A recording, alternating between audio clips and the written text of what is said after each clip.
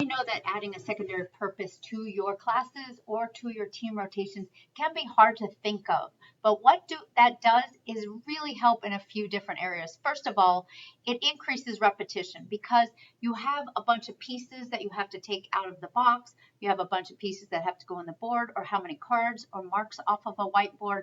Any of those things have a purpose to doing the repetition of the same thing over and over until the group is finished or the partnership is finished or whatever you want to do to try to get the numbers up and increase. It also decreases the number of attitudes you'll get because you're not going to constantly say, well, I don't want to do that again, or I don't, how many more do I have to do, or why, what's next? You know, those things will go away because you have your purpose. Once it's done, you go on to the next thing. And so it helps with that. It also helps with a kid who's very focused on what they can or can't do and having feelings of self-doubt. It gets them moving and gets them keep taking turns. And when they get the repetition and they get better at it, it increases their self-esteem.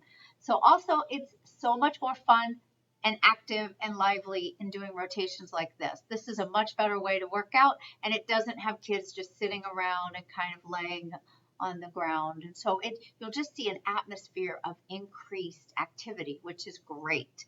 All the gyms that I've been at that have this, or the classes, you'll see increased enrollment. You won't see kids drop out as easily because they have some secondary purpose to focus on. It's not just taking turns and repetition. So let's try really hard to implement these and see if you can challenge yourself to add a secondary purpose. And I bet you're going to have better rotations and better classes.